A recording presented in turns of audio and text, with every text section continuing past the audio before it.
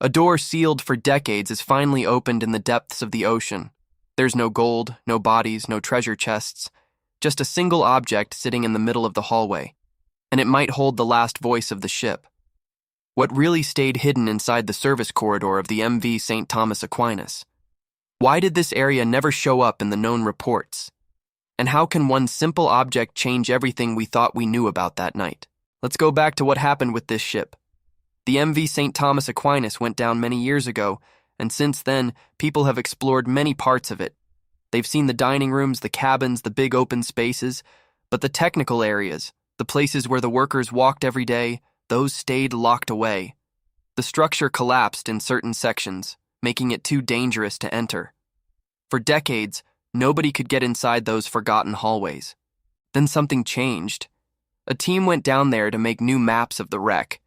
They were using special equipment that can see through walls and metal, and that's when they noticed something weird. Behind a wall that had been bent and twisted, there was a space, a corridor that didn't match any of the public blueprints. It was like finding a room in your house you never knew existed.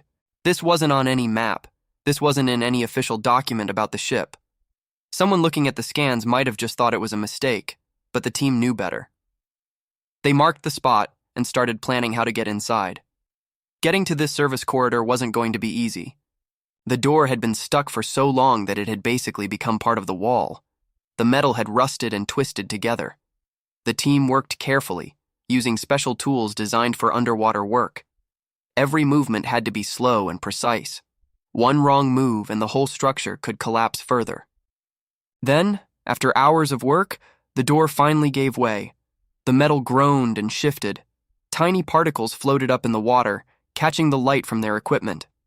And then there was nothing but silence. Complete and total silence. The kind of quiet that makes you hold your breath even when you're wearing diving gear. They shined their lights inside, and what they saw was not what anyone expected. There were no signs of panic, no scattered belongings, no evidence that people had run through here trying to escape. It was just empty. Waiting. The corridor stretched out in front of them, narrow and functional. This was a place built for work, not for passengers. Pipes ran along the ceiling and walls, some of them still intact despite all the years underwater. The rust had spread everywhere, creating patterns that looked almost artistic in the beam of the flashlights. The floor tilted at an angle, following the way the ship had settled on the ocean floor. But here's what was strange. For a place that had been sealed away for so long inside the MV St. Thomas Aquinas service corridor, everything looked surprisingly preserved, like time had moved differently here than in the rest of the wreck.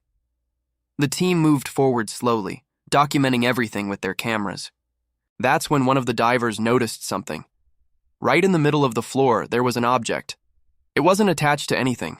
It wasn't wedged into a corner or stuck under fallen debris. It was just sitting there, as if someone had placed it down carefully and walked away. The team got closer. Their lights converged on this one spot. And as they approached, they could make out what it was. A metal box, rectangular, with a partial seal around the edges. The box itself showed signs of age, but it wasn't completely destroyed. It wasn't crushed or split open. Someone had tried to protect whatever was inside. One of the divers carefully brushed away some of the sediment that had settled on top. The box had latches on the side, old-fashioned ones that you had to flip up to open. But they weren't going to open it down there. Not yet. This needed to be handled carefully, brought to the surface, examined properly. They lifted the box gently. It wasn't heavy, but it also wasn't light. There was definitely something inside. They could feel it shift slightly as they moved it. The team exchanged looks through their masks. Whatever this was, it had been deliberately placed in this corridor. This wasn't an accident. As they made their way back out of the service corridor, questions started piling up in everyone's minds. Who had access to this part of the ship? The service corridors were restricted areas. Only crew members were allowed back there. Passengers wouldn't have any reason to be in these tight, utilitarian hallways. So if a crew member left this box here, why? Why not report whatever it was through official channels? Why not tell a supervisor or write it in the ship's log? What could be so important, so urgent, or so secret that it needed to be hidden away inside the MV St. Thomas Aquinas in a place where almost nobody would ever find it? The box made it to the surface. The team transferred it to their research vessel and into a controlled environment where they could examine it properly. The exterior showed all the signs you'd expect from something that had spent decades underwater. Corrosion, mineral deposits, patches of rust. But that partial seal had done its job. Whatever was inside might still be intact. When they finally opened the latches and lifted the lid, they found something nobody had predicted. Inside was a wax cylinder recorder. The old-fashioned kind. The type that was used before tape recorders became common. It was portable, designed to be carried around, and it looked like it had been placed in the box with great care. The recorder itself was wrapped in what appeared to be oiled cloth, another layer of protection. Someone had gone to considerable effort to keep this device safe. This wasn't something that got dropped or forgotten in the chaos. This was intentional. This was planned. Now the team had even more questions. Wax cylinder recorders weren't exactly standard equipment on ships. They were old technology even when this vessel was sailing. Why would someone have one? More importantly, why would they bring it into a restricted service corridor and seal it away? The possibilities started to emerge. Maybe someone on the crew wanted to document something. Maybe they saw or heard something that they couldn't report through normal channels. Maybe they were afraid of what might happen if they spoke up directly. A recording like this would be evidence, something that couldn't be ignored or dismissed. Or maybe it was about the ship itself. Ships are complex machines. Things go wrong, systems fail. Maybe someone noticed a problem, something technical, something dangerous, and they wanted to make sure there was a record of it. If something happened to the ship, if it went down, this recording might explain why. Then there's the personal angle. What if this wasn't about ship operations at all? What if someone used this recorder to leave a message for someone specific? A confession, maybe. Or a goodbye. Something they needed to say, but couldn't say in person. The forbidden access nature of the service corridor would make it the perfect place to hide something like that. Every scenario was just a theory at this point. Nobody knew what was actually recorded on that cylinder, or if there was anything recorded at all. The wax could be blank, it could be damaged beyond recovery, or it could hold something profound. The ocean has a way of keeping secrets. It's patient. It doesn't care about our curiosity or our need for answers. Things sink to the bottom and stay there, sometimes for years, sometimes for centuries. The water presses down, the sediment settles, and eventually, people forget. But this service corridor hadn't forgotten. It had been waiting. Think about it. While everyone else was exploring the grand staircase and the passenger cabins, while divers were taking photos of the ship's exterior and marine biologists were studying the coral growing on the hull, this corridor stayed sealed. This box stayed hidden. And whatever was recorded on that wax cylinder stayed silent. Now the team faced a difficult decision. The recorder was fragile. The wax cylinder was even more fragile. Attempting to play it could destroy it, but not playing it meant they might never know what it contained. They could study it, preserve it, put it in a museum, but the actual recording would remain a mystery forever. The risk was real. Wax cylinders degrade over time even in perfect conditions. This one had been underwater for decades. The salt water, even with the protective box and wrapping, might have compromised it. One wrong move during playback and the grooves that held the recording could be destroyed. It would be like burning a letter before reading it. But the potential reward was just as significant. If there was something on that cylinder, something that shed light on what happened inside the MV St. Thomas Aquinas during those final moments, it could change the entire understanding of the incident. It could answer questions that had haunted investigators and families for years. The metal seal on the box told its own story. Someone had taken the time to create a watertight barrier. They'd used what materials they had available, probably working quickly, probably in secret. The seal wasn't perfect. Water had gotten in over the years, but it had held well enough to give the contents a fighting chance. Imagine being that person. Imagine knowing something, needing to record it, and choosing this method. In an age where you could send a radio message, write a letter, or speak to someone directly, you instead grab a wax cylinder recorder, make your way to a restricted service corridor, record whatever it is you need to record, seal it in a box, and hide it away. What would drive someone to do that? The imagination runs wild with possibilities. Maybe the cylinder contains a warning. A crew member noticing something wrong with the engines, the navigation systems, the structural integrity of the ship. Speaking into that recorder, describing what they saw, knowing that if something terrible happened, this might be the only evidence left behind. Or maybe it's a confession. Someone admitting to a mistake, a cover-up, something they did or failed to do.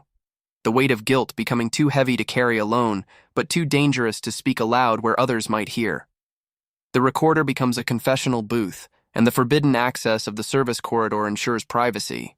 There's also the possibility of mechanical sounds. Maybe the recorder was used to document strange noises in the ship's systems. Engineers sometimes record equipment sounds to diagnose problems.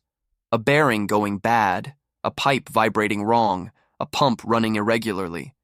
These sounds can tell experts what's failing before it fails completely. Maybe someone was trying to capture evidence of a problem that wasn't being taken seriously. The connection to the final minutes of the ship's voyage is impossible to ignore. Service corridors like this one were part of the ship's critical infrastructure. If something went wrong, crew members would have been rushing through these hallways, trying to fix problems, trying to keep the ship afloat. Was this recorder used during those frantic moments, or was it placed here earlier, days or weeks before, waiting like a time bomb of information? Then there's the emotional angle, and this is where things get really heavy. What if the cylinder doesn't contain technical information at all? What if it's not about the ship's systems or operational failures? What if it's just a person, speaking to someone they love, saying things they never got to say in life? Picture a crew member who knew they might not make it home. Maybe they had a feeling something was wrong with the ship. Maybe they just wanted to leave something behind, something personal, something that would survive even if they didn't. They find this old recorder, probably dusty and forgotten in a storage locker. They test it, make sure it works. Then they go to the one place on the ship where they know they won't be interrupted. Inside the service corridor of the MV St. Thomas Aquinas, in that narrow, functional space where only workers walked, they press record. Maybe they talk about their family. Maybe they apologize for things left unsaid. Maybe they just describe what a normal day was like, wanting someone in the future to know they existed, that they mattered, that their life was more than just a name on a passenger manifest. That's the power of a recording like this. It's not just information. It's a voice. It's a person reaching across time and water and death itself, trying to communicate. The wax cylinder becomes a bridge between the past and the present, between the living and the dead. The real secret of the ship might not be in the areas everyone's already explored. The fancy dining rooms, the passenger suites, the bridge where the captain stood. Those places tell one story. But the service corridors, the engine rooms, the maintenance shafts, the places where the crew lived and worked, those places tell a different story. A more honest story, maybe. A story without the polish and presentation that passengers saw. This corridor was never meant to be seen. It wasn't designed to impress anyone or provide comfort. It was purely functional, a space for workers to move through quickly as they maintained the ship's systems. No windows, no decoration, just pipes and metal and the hum of machinery. But in that simplicity, in that honest functionality, there's a kind of truth that the passenger areas never had. The team carefully transported the recorder to a specialist laboratory. There are people who dedicate their entire careers to preserving and recovering audio from old formats. Wax cylinders, in particular, require incredible skill and patience. The specialist would use modern scanning technology, creating a digital map of the grooves without actually touching them with a needle. It's like reading Braille from a distance. But even with the best technology and the most skilled experts, there were no guarantees. The recording might be silent, the wax might be too degraded, the protective measures might not have been enough. Opening that box and finding the recorder was remarkable, but getting usable audio from it would be a miracle. While they waited for the analysis, the team went back to the wreck. They explored the service corridor more thoroughly, documenting every detail, looking for any other clues about who might have left the box there. They found logbooks in other parts of the ship, crew rosters, maintenance records. They were building a picture of who had access to that corridor, who might have had a reason to be there. The access to these service corridors was restricted for good reason. These were the arteries of the ship where critical systems ran, where one mistake could cause serious problems. Only trained crew members were allowed in. The team cross-referenced schedules, trying to figure out who would have been working in that section during the ship's final voyage. Names started to emerge. Engineers, maintenance workers, technicians, people whose jobs took them into the hidden parts of the ship every single day. People who knew these corridors better than they knew the passenger decks. One of these people had left that box. One of these people had made that recording. The MV St. Thomas Aquinas had a crew of dozens. Any one of them could have had a reason to leave a hidden message. Any one of them might have known something, seen something, or wanted to say something that they couldn't say openly. The investigation into the recorder's origin became almost as compelling as the question of what it might contain. Meanwhile, the specialist working on the cylinder began the painstaking process of analysis. Using high-resolution scanning equipment, they could see the grooves in the wax without touching them. The grooves were there. That meant something had been recorded.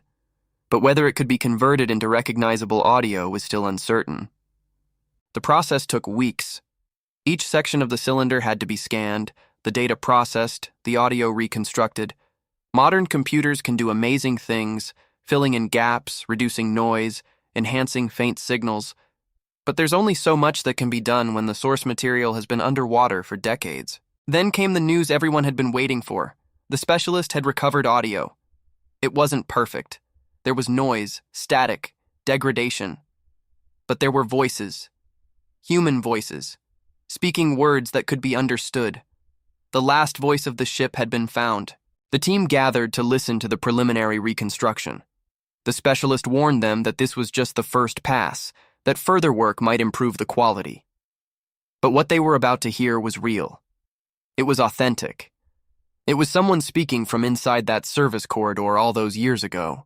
The room went quiet as the audio began to play. Through the static and the noise, a voice emerged. Male, speaking clearly but with obvious emotion. The words were being transcribed in real time, appearing on a screen as the computer processed the audio. What that voice said, we still can't fully share. The investigation is ongoing. The families of the crew have to be notified first. There are legal considerations, ethical questions about privacy and respect for the dead. But what can be said is this. The recording is significant. It matters. It changes things. The voice on that cylinder wasn't reporting a mechanical failure. It wasn't describing a technical problem with the ship's systems. It was more personal than that. More human. The person speaking knew they were in a forbidden access area. They mentioned the service corridor specifically, noting that nobody would find the recording unless they were really looking. They talked about the MV St. Thomas Aquinas like someone who loved the ship. They described their work, their routines, the other crew members they worked with.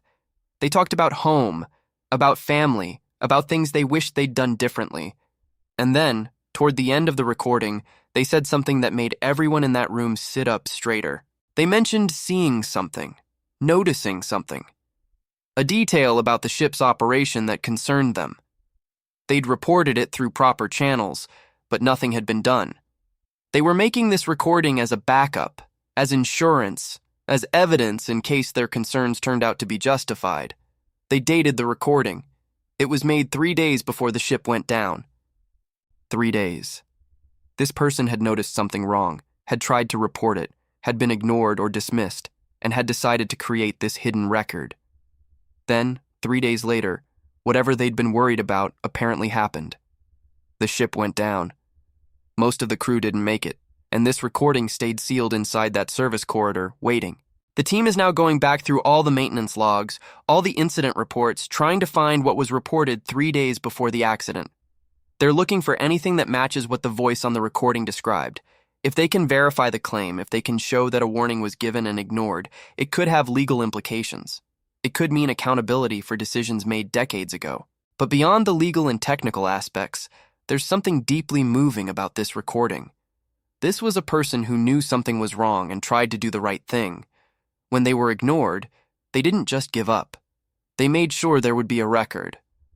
They went to a place where they knew the recording would be protected, where it might survive even if the ship didn't. The choice of a wax cylinder recorder, as strange as it seems now, makes sense in that context. These devices were simple, reliable, and didn't require electrical power to play back. Even if the ship lost all power, even if it went to the bottom of the ocean, the recording would still be there, waiting to be found and played on any compatible device. The metal box, the oiled cloth wrapping, the partial seal, all of it shows planning and intention. This person wasn't panicking. They were thinking clearly, taking steps to preserve something they believed was important. They probably hoped they'd be proven wrong, that their concerns would turn out to be nothing, that they'd eventually come back and retrieve the box themselves, maybe even laugh about being overly cautious. But that's not what happened. Instead, the ship went down. The service corridor was sealed by the collapse. The box stayed hidden for decades. And now, finally, after all this time, the voice has been heard. The ocean gave up this secret reluctantly. It took new technology, careful planning, skilled divers, and a bit of luck to find that corridor. If the mapping team had scanned a different section that day, if they'd dismissed the anomaly as a sensor error, if the door had been too damaged to open safely, the box might still be sitting there. The voice might still be silent. That's what makes this discovery so remarkable. It's not just about finding an old recorder or recovering a historical artifact. It's about the choices that person made all those years ago. The choice to speak up when they saw something wrong. The choice to create a backup record when their concerns were dismissed. The choice to hide that record where it would be protected.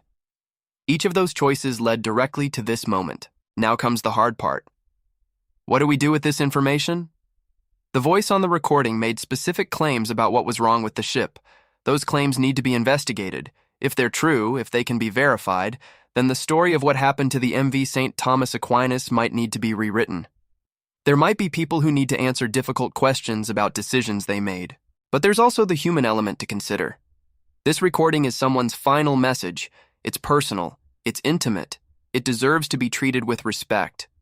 The families of the crew have a right to know what it says. They've been waiting for answers for decades. This might give them closure, or it might raise new questions. Either way, they need to be part of this conversation. The service corridor has been opened.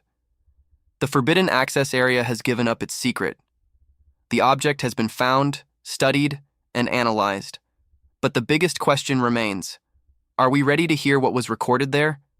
Are we prepared to face the possibility that this tragedy could have been prevented? That someone knew, someone warned, and nothing was done? Some secrets stay buried because we're not ready to deal with them. Some truths are too uncomfortable, too inconvenient, too damaging to accept. The ocean keeps these secrets safe, wrapped in pressure and darkness and time. But eventually, if you look hard enough, if you're persistent enough, the ocean gives them back. The voice inside that service corridor waited patiently for someone to find it. It didn't complain. It didn't demand attention. It just existed, preserved in wax and wrapped in oiled cloth, sealed in a metal box in a place where only the brave or the desperate would venture. And now it's been found. Now it's been heard. Now it's been shared. What happens next is up to us. We can investigate the claims. We can search for corroborating evidence. We can try to verify or disprove what that voice said. We can honor the person who made the recording by taking their concerns seriously, even now, even after all this time. Or we can dismiss it, explain it away, find reasons why it doesn't matter or doesn't change anything. The MV St. Thomas Aquinas rests on the ocean floor, a monument to a tragedy that didn't have to happen. Inside the service corridor, where workers once rushed to maintain the systems that kept everyone safe, there's now just emptiness and rust and silence. The box is gone. The recorder is gone. The voice has been released from its underwater prison. But the questions remain. Why was that corridor not on the official maps? Was it deliberately hidden or just forgotten? Who else knew about it? Were there other sealed areas? Other hidden spaces where secrets might still be waiting? The exploration of the wreck continues with new urgency now, new purpose. If one corridor held one box with one recording, what else might be down there? The team that made this discovery understands the weight of what they've found. They know this isn't just about salvage or underwater archaeology. This is about justice, about truth, about giving voice to someone who tried to be heard and was silenced. They're being careful, methodical, making sure everything is documented and verified. Inside the MV St. Thomas Aquinas, in corridors both known and unknown, the past waits patiently. Every piece of debris, every sealed door, every collapsed section might contain evidence of what really happened. The ship has stories to tell if we're willing to listen. if we're willing to go into the forbidden access areas, the places we'd rather not look, the spaces that scare us. The recording from that service corridor is just the beginning. It opens doors, both literal and metaphorical. It suggests that the official story might be incomplete. It implies that there were warnings, concerns, red flags that were missed or ignored. It demands that we look deeper, search harder, ask tougher questions. Certain secrets should remain under the waters, some people say. Let the past stay buried. Let the dead rest in peace. Don't disturb what's been settled for so long. But those people aren't the ones who lost family members on that ship. They aren't the ones who've spent decades wondering what really happened, whether it could have been prevented, whether someone could have done something different. For those people, for the families still waiting for answers, this recording is a gift. It's painful, yes. It might raise more questions than it answers. It might make the loss feel fresh again after all these years. But it's also proof that someone cared enough to try. Someone saw danger and spoke up. Someone wanted the truth to be known, even if they wouldn't be around to tell it themselves. The service corridor is empty now. The investigation continues. The voice has been heard, but its message is still being analyzed, verified, understood. What seemed like a simple discovery, a box in a hallway, has become something much larger. A window into the past, a challenge to the present, a call for accountability that echoes across decades. We found the corridor. We opened the door. We recovered the object. We heard the voice. Now we have to decide what to do with what we've learned. Do we have the courage to follow where this evidence leads? Do we have the integrity to admit that mistakes were made, that warnings were ignored, that a tragedy might have been prevented?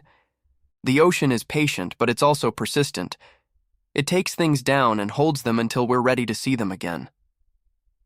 The MV St. Thomas Aquinas has been waiting on the bottom for a long time, and it's not done revealing its secrets yet. More divers will go down. More corridors will be explored. More sealed doors will be opened. And who knows what else might be found in those forbidden access areas, in those service corridors where the real work of the ship happened, where the truth lived and died and waited to be discovered.